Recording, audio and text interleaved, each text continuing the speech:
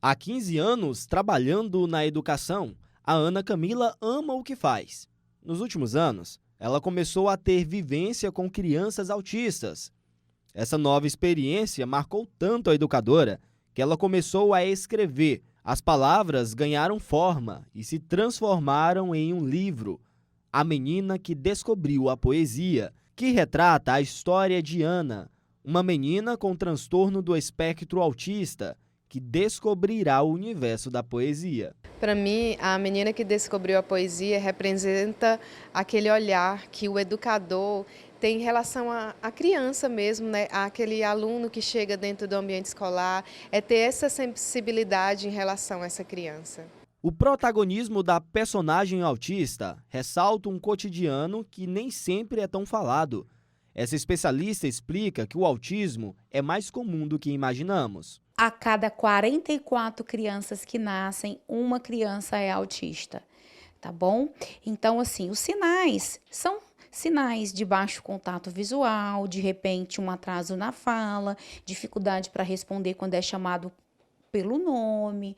Esses são sinais que a gente pode identificar quando se é bebê, de repente uma marcha, andar na ponta dos pés, e sinais de autismo leve, de repente dificuldade para fazer um contato visual, de repente uma tomada de perspectiva, uma inferência social.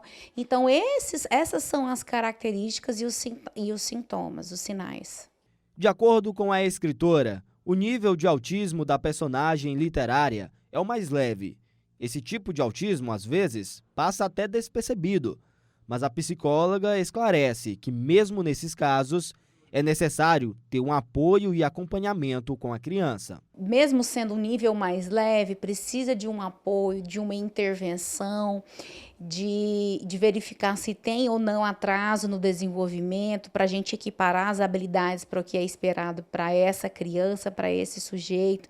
Precisa, de repente, de uma psicoterapia, de uma fonoaudióloga, de uma equipe multidisciplinar para estar desenvolvendo aí essa criança. Amora foi chegando de mansinho e começou a declamar o poema As Borboletas. No início, Ana parecia não ter interesse, mas depois de alguns minutos se envolveu e um grande entusiasmo contagiou aquela menina.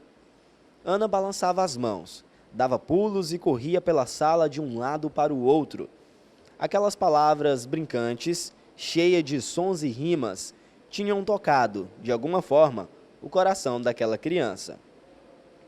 O lançamento desse livro é muito representativo.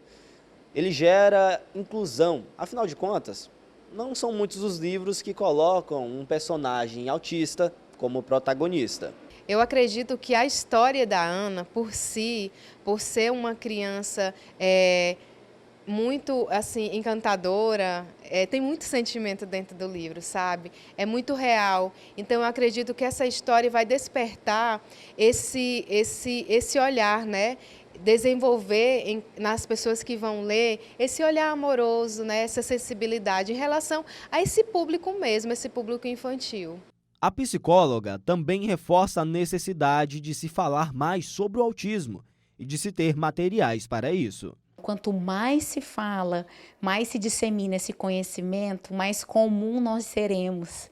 Então, é importante livros como esse, para que outras crianças tenham acesso e entendam quão grandioso, quão importante é a convivência, quão peculiar e quão especial são as pessoas que têm o transtorno do espectro autista.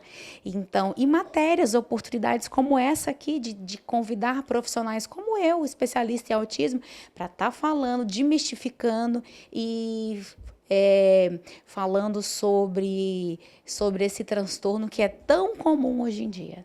A Ana Camila mal lançou o livro, mas já entende o quanto esse momento é significativo. Ela espera que futuramente o tema seja mais discutido em salas de aula e que o seu livro possa ser acessível para todas as crianças.